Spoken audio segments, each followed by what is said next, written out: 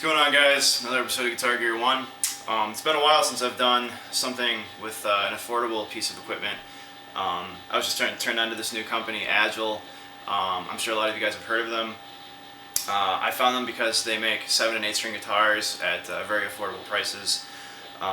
It was my understanding that only Ibanez, ESP, and Black Machine were making 8 strings. It's not the case. I'm seeing Agiles all day long with 8 strings for, I just saw one last night for $550. If you're curious about extended range guitars with extra low strings or high strings, depending on how you want to make it happen, because an 8 string is kind of up for grabs in terms of what constitutes one these days. But it's a very cool company to check out. RondoMusic.com. It's a great place to get started. It's the only place to get started unless you're going to go used. They're the only distributor for Agile. Just to give you an example, I just bought a 7 string. I've been curious about them for a long time. Never really got to mess around with one much. This one has a flame maple top, mahogany back, neck through construction, reverse headstock, Floyd Rose licensed, EMG 707s, all premium stuff. There are no fret markers, ebony fretboard. I love ebony and maple. I'm not a huge fan of rosewood, so that's pretty cool. This guitar is $649 brand new. You're just not going to find anything else in that price bracket with these features. I mean, it's all premium parts. It's an unknown company. The maple top is not as nice as it was in the photos, and I've seen some other guys on YouTube that have much nicer tops.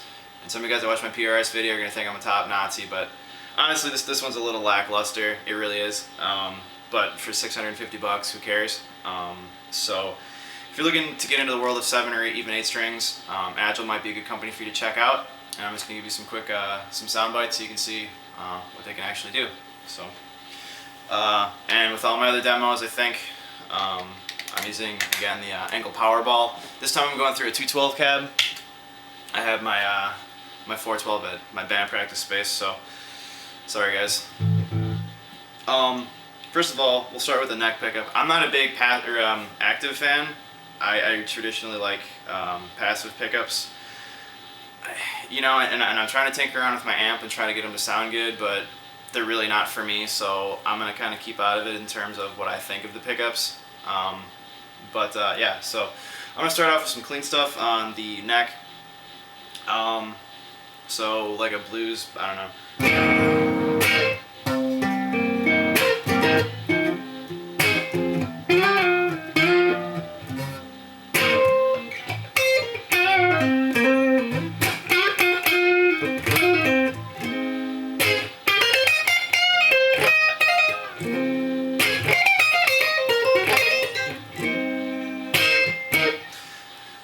Okay, so you can pull out some clean stuff. Doesn't sound terrible. And again, this is a 27-inch neck I went with the baritone scale. It's a little bit longer than what I'm used to. It's a lot wider than what I'm used to. It's kind of weird having the low B on here. I have it tuned to A right now, so it's like it'd be like in drop D if you're playing on a standard guitar, in terms of having one-fingered power chords and all that kind of stuff.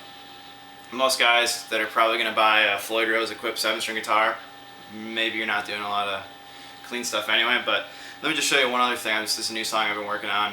It works well for this kind of like low tune cool chord stuff. I don't know what else to call it, but you got this like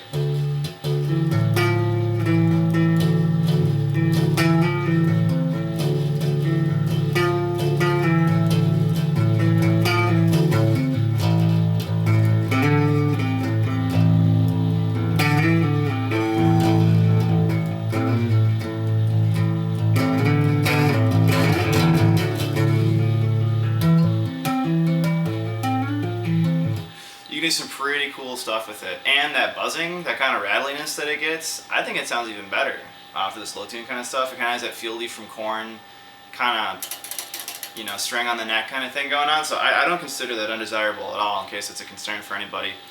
I'm just going to quick show you some high gain stuff, and then we'll cut it.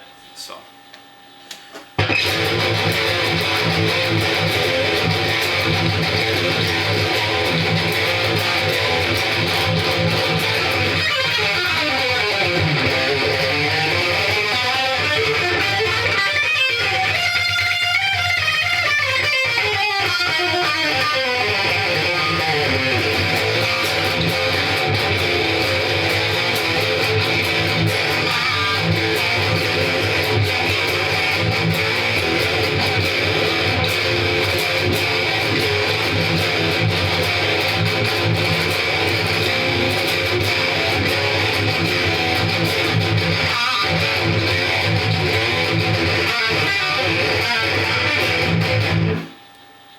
obviously low end all day long.